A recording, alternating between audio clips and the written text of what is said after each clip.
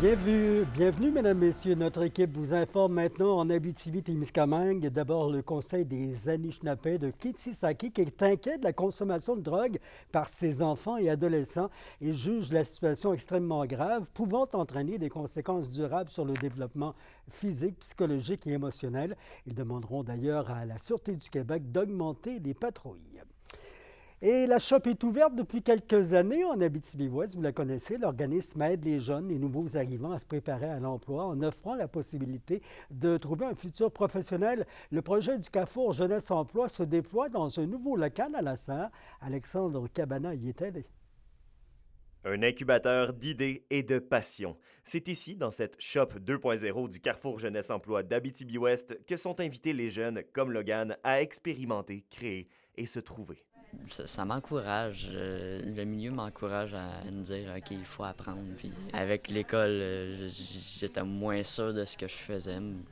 Je me cherche encore, mais j'ai toujours eu en tête que essayer dans la vie, pratiquer, puis à un moment donné, c'est sûr qu'on va l'avoir. C'est pas de la chance. L'objectif maintenant est de rendre le projet viable à long terme. Le directeur du CJEAO est fier d'annoncer qu'il ouvre maintenant son monde de possibilités à tous. C'est un espace où tu peux, oui, avoir accès à des outils, là, des établis, puis autant des ordinateurs, des logiciels, une imprimante 3D, un podcast, plein d'affaires. Fait que oui, les équipements, tu sais, fait que ça peut permettre à du monde d'avoir accès à ça. On aimerait ça que ça soit ouvert à plus de monde que ça. D'où notre appel aujourd'hui, là, l'idée de faire une porte ouverte, c'est qu'on veut qu'on ait on veut inviter les partenaires, des organismes, des écoles, des entreprises à venir utiliser l'espace avec nous pour qu'on puisse mutualiser un peu l'utilisation de ça. Fait que j'aimerais ça, moi, que ça devienne une espèce d'espace d'échange intergénérationnel, puis qu'une grand-maman vienne montrer à un petit jeune comment mesurer avec un tape à mesurer, tu sais. Avec la création du tout nouveau fonds Carrefour Jeunesse Emploi de 15 000 la Shop compte bien aider la communauté à ériger ses idées. En fait, le Carrefour, on a mis un petit montant de nos économies, puis on a un partenaire privé, une firme de comptables, Trudel-Lapointe-Collard, qui ont mis de l'argent. Puis ça, ça fait qu'il y a un effet de levier avec Micro-entrepreneurs du Québec. Fait qu'au bout du compte, ça fait 15 000 pour partir. Puis après ça, on se dit, peut-être qu'il y a des prototypages, des prototypes là-dedans qui peuvent ressortir, peut-être des bonnes idées qui peuvent sortir de là. Et un premier pour la jeunesse et nouveaux arrivants, un premier en Abitibi-Ouest, ça va être dans l'innovation financière, l'innovation sociale. On va être là-dedans.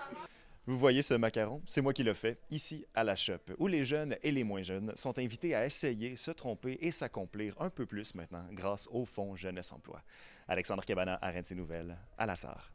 C'est lundi que débute la semaine témiscamienne de la santé mentale. Il y a une tournée régionale sur l'image corporelle, d'abord, qui est lancée aux quatre coins de la région. Camélia de la Liberté.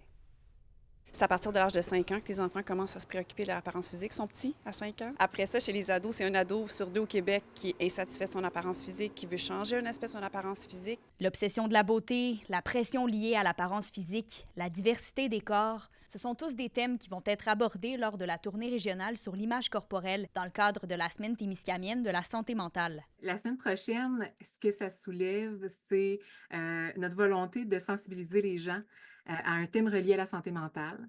Donc, on ne parle pas ici de maladie mentale, de troubles de santé mentale, on parle de la bonne santé mentale, de promouvoir des thèmes en lien avec la santé mentale. On essaie de déboulonner dans les conférences toutes les fausses croyances, les préjugés, la pression de société qu'on a qui nous crée ce malaise-là, puis évidemment de donner des outils, d'aider les gens à trouver des moyens pour se sentir mieux, puis se sentir plus en pleine possession de leurs moyens par rapport à leur corps.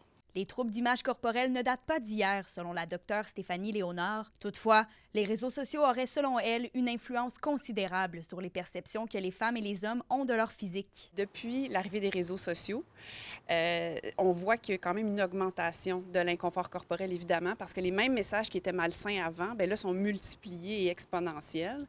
Mais je pense qu'on en parle plus, mais c'était définitivement là avant. Je pense que c'est de plus en plus jeune, par contre, qu'on voit des difficultés au niveau de l'image corporelle. L'objectif des conférences est principalement de lancer un discours positif de l'apparence, mais aussi de guider les intervenants pour leur permettre à leur tour de mieux outiller la population. On va, nous, les intervenants, être formés également par Dr Léonard. Donc, on va s'outiller, avoir peut-être de meilleures stratégies pour intervenir auprès de notre population qui, je crois, a grandement besoin de support à ce niveau-là. La tournée de conférences va donc se poursuivre en fin de semaine à Val-d'Or et à Rouyn-Noranda, ainsi que lundi à Ville-Marie. Kémilia La Liberté pour RNC Nouvelles. Ça prend du temps, mais quand même, ça se réchauffe et la saison des terrasses s'en vient. Des restaurants ont commencé à aménager des tables à l'extérieur. Cette année, là, à Rouyn-Noranda, la zone piétonne est prévue entre le 27 juin et le 11 août sur l'avenue principale. C'est 2 semaines de moins que l'année passée. D'ailleurs, le directeur des opérations du restaurant Pizzi, Adam Gilbert, préférait que la zone dure plus longtemps. On aurait aimé ça que ça soit plus long, mais on comprend que c'est pas tout le monde qui a les mêmes enjeux, qui a la même réalité là, au niveau des piétons, du stationnement, etc.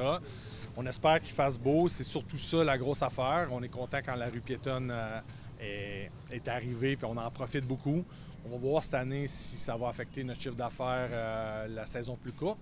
Mais s'il fait beau, normalement, on devrait être capable de tirer notre épingle du jeu quand même, là.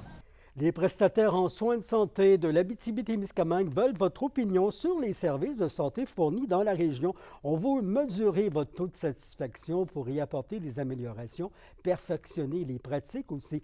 Les résultats en plusieurs secteurs sont affichés sur un tableau de bord public accessible sur le site. L'école secondaire La Concorde de Sainte-Terre lance un projet en lien avec les robes rouges. Ça vise à rendre hommage aux femmes et filles autochtones disparues ou assassinées. Différentes robes rouges sont donc visibles dans des espaces publics de Sainte-Terre et dans la forêt du Sontième. Mehdi Boussaïdan présente son spectacle Le Mouton. C'est ce soir au Théâtre du Cuivre à Rouyn-Noranda. Il sera aussi à La Sarre demain soir. Le spectacle est une métaphore pleine d'autodérision où l'humoriste explore avec sarcasme les différents aspects de la conformité sociale. Voici à quoi on peut s'attendre dans ce spectacle. C'est un spectacle hilarant, rien de moins. C'est vraiment un spectacle très drôle. C'est un show sur lequel j'ai travaillé pendant 1 an à l'étranger. Il y a beaucoup de références à des voyages. C'est un peu une façon de voyager en restant ici, ce qui est quand même exceptionnel. Et c'est une chose qui est plus personnelle aussi que le premier. C'est le fun aussi de parler un peu de soi, puis de parler un peu de mon histoire, d'où je viens, où je vais. Étienne Bourque est le nouvel entraîneur adjoint des Citadelles M15 3A Élite. Il a connu une prolifique carrière de joueur dans diverses équipes chez nous. Il évoluait d'ailleurs avec les Pirates de Ville-Marie la saison dernière. Bourque sera associé à Danny Park en relève à Maxime Sauvageau. Et Québec a annoncé cette semaine l'octroi de 7 400 000 $ à différentes villes pour ajouter des bandes et baies vitrées flexibles dans plusieurs arénas.